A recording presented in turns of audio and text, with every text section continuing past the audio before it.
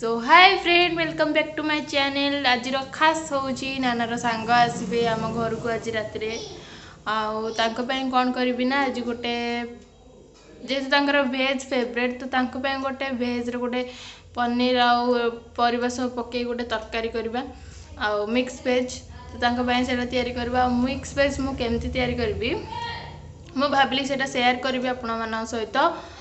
तो चलतु स्टार्ट करवा ता पूर्व मुझे परिबा कौन परिबा दरकार से गुड़ा काढ़ी थोई दिए काटिबा देन स्टार्ट करी मो वीडियो। तो मत जिनस मुझे काढ़ी रखी मटरटा देदेबा टोटाली को से छड़ेब मो कोबी आ गाजर को काटी दूसरी आलू टे पकेबी कैप्सिकम टे पकेबी सहित पनीर टे पकेबा धनिया पत्र द मस्ट।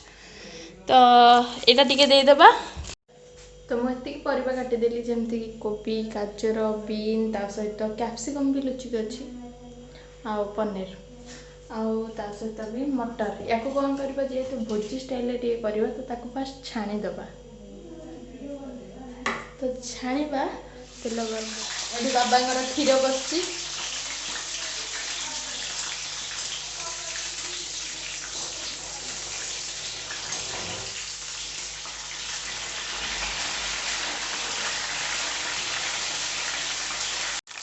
तो मैं एकाथर सबुतक छाणीदेली माने गाजर बीट बीट कौच बीन आउ ता सहित कैप्सिकम आ टाइम नहीं राति हो गला भी तस्तरे करवा कथा।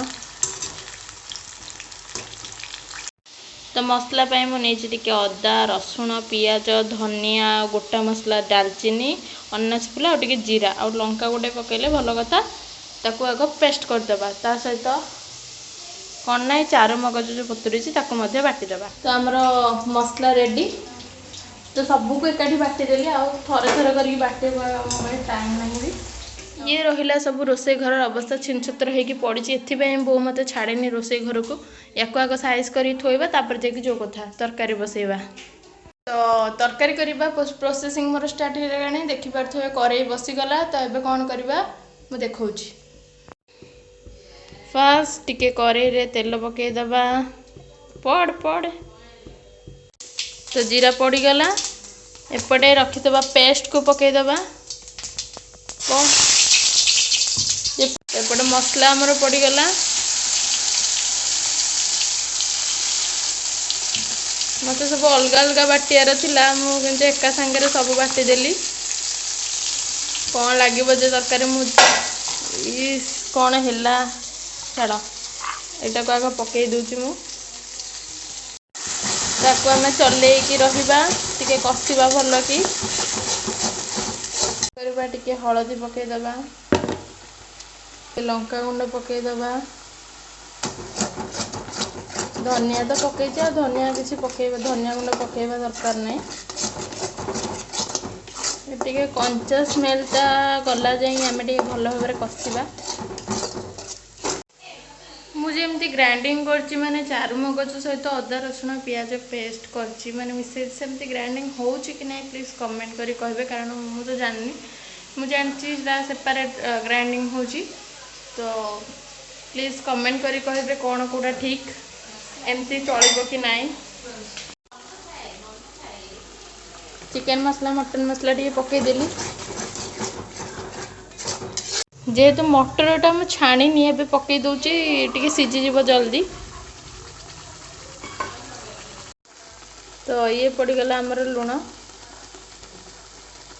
तो मुझे संगे संगे परिबा सबुतक पकईदेली पनीर परिबा या भल भाव कषा तो या भल भाव कषा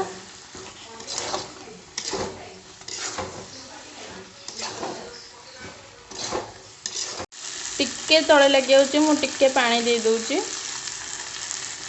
तो तरकारी एबे तो तरकारी एबे रंग रूप मु देखौची कौन हेची। तो तरकारी एमती अवस्था रे बची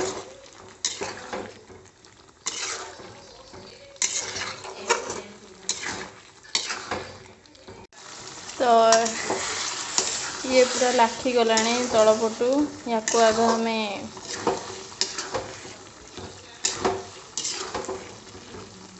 भावुँ टे पानी देदेबा ଆମେ କ'ଣ କରିବା ନା ଧନିଆ ପତ୍ରକୁ ପକେଇଦବା।